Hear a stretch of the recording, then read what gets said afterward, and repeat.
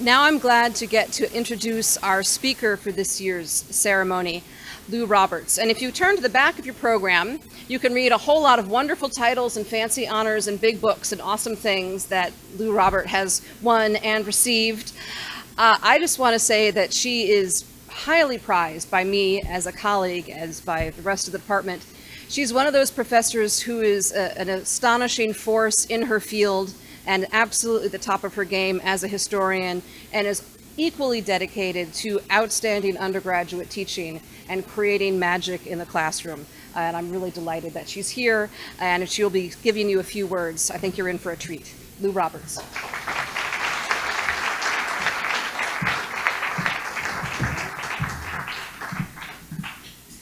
Thank you, Professor Neville. That was great. Can you all hear me? I'm a loud person, so just let me know if you can't. First of all, graduates, thank you so much for inviting me to speak to you today. It is such a great honor to speak to you and share this moment of joy with you, your families, your guardians, and your other loved ones. In considering what I might say today, I couldn't help but think back to my own college graduation many years ago. I prefer not to tell you how many years ago. In my beloved native New England. Like many of you, on the day of graduation today, I had no job, few job prospects, and even fewer ideas about what I wanted to do. I had loved college, loved it so much that I had not even really given any thought to what I might do after May 15th. Many of my friends were off to law school and to med school or to some fascinating, lucrative job in Washington, D.C. When they shared their bright futures with me, inquiring about mine, I was happy for them, of course, but also panicked and inadequate. Graduation for me was a little like jumping off a cliff into a black hole reserved for the hopelessly lost and shamefully unemployed. The dark abyss of my life yawned in front of me. So absorbed was I in my existential state of despair that it did not occur to me that this was an important day for my parents. Since I was the youngest of 4 children, my graduation meant the end of a very long period of their lives, a period they might describe as spending all our money, as well as lots of money we don't have, on our kids' education. Now their future was indeed bright. Their eyes that day danced to a sugar plum fantasies of a yearly Caribbean vacation. By now, my parents had attended over a dozen graduations, and my father had a set stock of jokes for the occasion. It did not matter that our teachers had never once laughed at these jokes. And I mean not once. My father doggedly repeated them at every high school and college graduation. There were 3 things you could count on him saying. First, he would complain that the ceremony conflicted with the Red Sox baseball game that day. He was good-natured about it for the most part, unless, of course, by some hideous turn of fate, the Red Sox were playing the Yankees that day.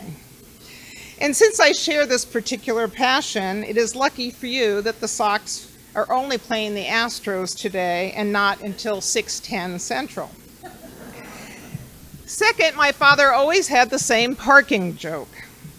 It was so hard to find parking on the day of my graduation, he observed, they should have tried starting to find a place at the end of my junior year.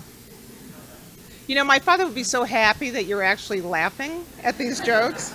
He's probably up there smiling down, finally, this is my moment.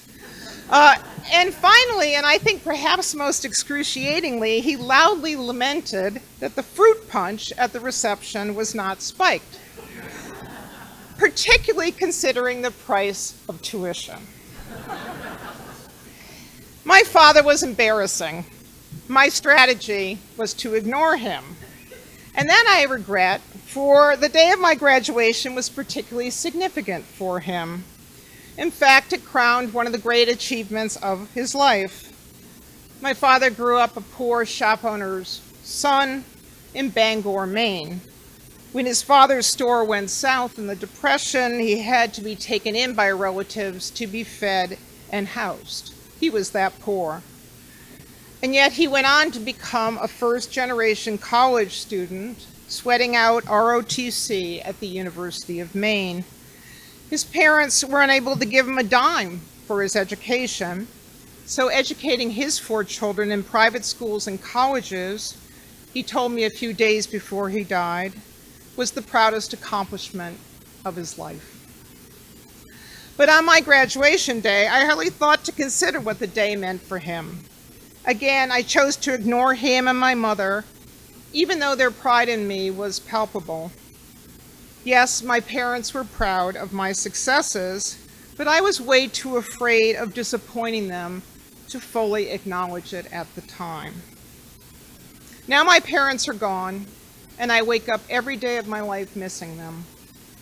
In fact, I would give just about anything for 10 minutes with my parents. So here's what I propose you do, graduates. Take a minute or two right now, turn to your right or to your left, and thank your parents, guardians, and loved ones present for all their loving support in the past 4 years. Those folks aren't with you right now, give them a quick text or call them soon.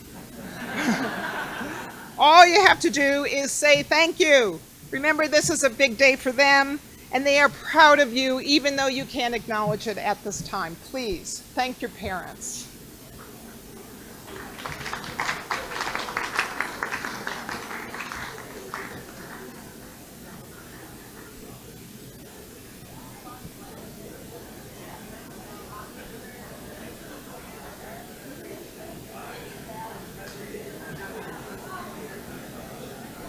All right, enough.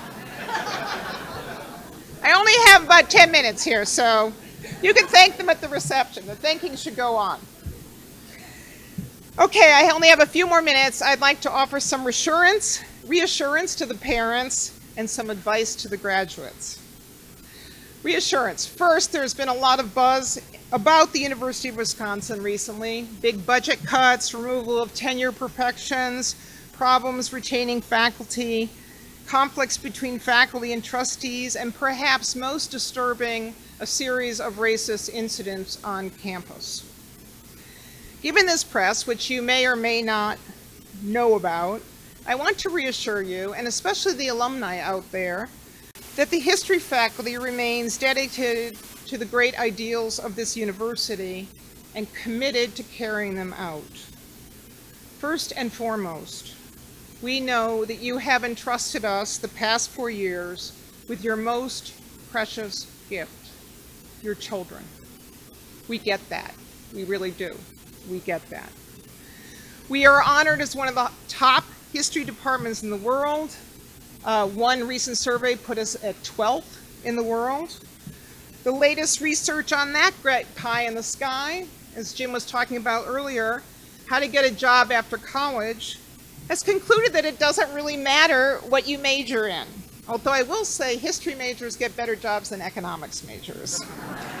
Not that we're competitive, but the important thing, the research says, is to choose the hardest major you can find, okay? Where you get the best classes and the best professors. We think this means us.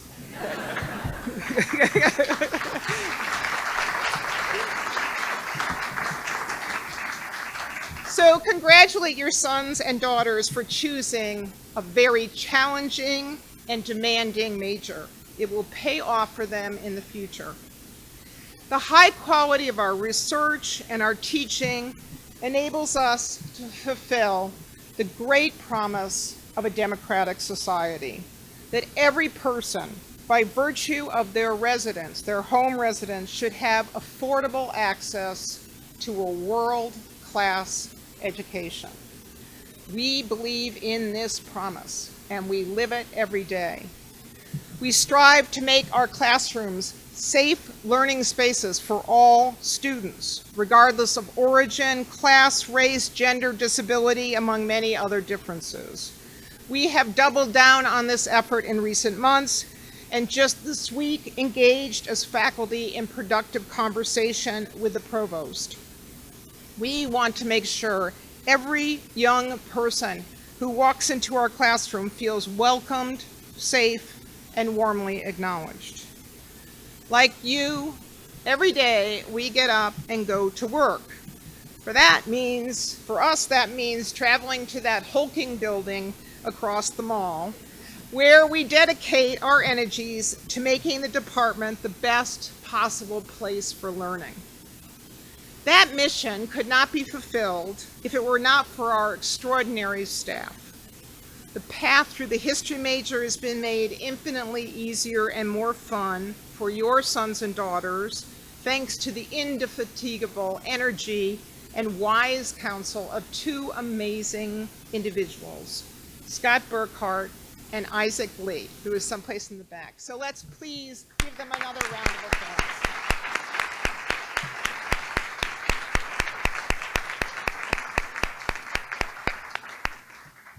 And like Jim, I too want to thank Professor Neville, who has done extraordinary work for the undergraduate program. Now, according to our mission statement, the mission statement of the university, our purpose as faculty is, quote, to encourage that continual and fearless sifting and winnowing by which alone the truth can be found. If we have done anything in the past 4 years, we hope it is this: to teach your sons and daughters the value of truth, not only finding it, but telling it at all costs.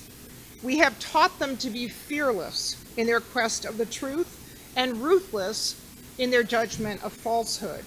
We have shown them how to discern truth from lies, fact from opinion, good history from ideology. We have taught them not only to read critically, but to argue persuasively based on specific evidence that supports their claims. Because history and historical knowledge, historical truth is always contradictory, always open to interpretation, we have taught them a major truth about truth, that it is always complex and always nuanced. At our very best moments, I think, we have evoked in them what our activist Václav Havel described as the human predisposition for truth, a power that any human can develop in order to live in dignity and solidarity with others. We have sought to make them good, critical readers of the world around them, as well as careful, discerning voters and responsible democratic citizens. Now, lastly, I want to speak to the graduates, many of whom I have grown to love, worked with, and enjoyed so much. This is a bittersweet day for us as always. What I want to do is impart some advice. One of the inescapable truths of graduation is that you have a lot of unsolicited advice. Once in a while, it can actually be helpful. I hope mine is. My advice can be summed up in 3 words. Take your time. God willing, you have a long life ahead of you. Take the time to find your career path, because in fact, that path takes time to emerge clearly, and the process cannot be hurried. Discovering what work makes you happy happens by trial and error, once again, sifting and winnowing. It's not unlike learning a language. You can't do it unless you make mistakes and make a fool out of yourself. So don't be afraid to make bad choices, because usually in life you can get out of pretty much any situation you've gotten yourself in. And don't be afraid to fail. Failing is a part of life, and it will make you stronger. Again, my case is instructive. I did not begin my career until 7 years after graduation. In those 7 years, I did many jobs. Some were more high status than others. But even the less prestigious ones, waiting on tables, doing paid housework, acting as a temp secretary, gave me the confidence that come hell or high water, I could stand on my own 2 feet and support myself.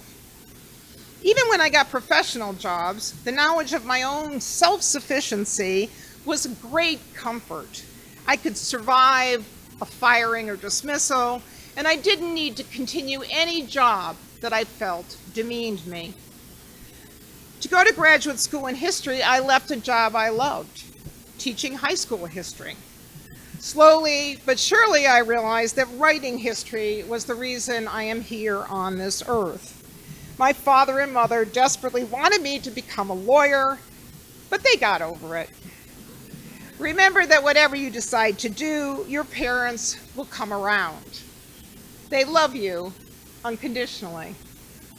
I graduated from grad school in my mid-30s, an occasion my father took once again to tell his bad jokes. This time, the baseball joke went to a Marxist professor from Hungary who didn't even know what baseball was. And lo and behold, despite being a late bloomer, I found I had years and years and years left in my life to develop my career. There's lots of time in life, so don't be in a hurry.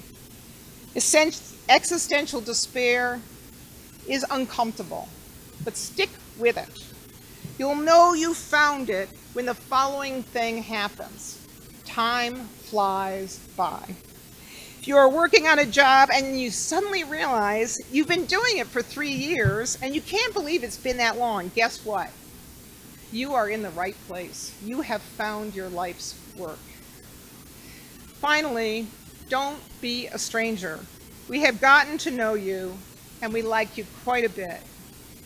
We're interested in how you take things from here, and we are happy to help. Please consider us a lifelong resource for you. Whether you are interested in connecting to our vibrant alumni network for professional contacts, or you are just looking for some incredibly boring, obscure historical fact no one in the entire world could know or care about, except, of course, us. Stay in touch. We are proud of you too. And most importantly, graduates, don't lose your sense of humor. Have fun. Thank you.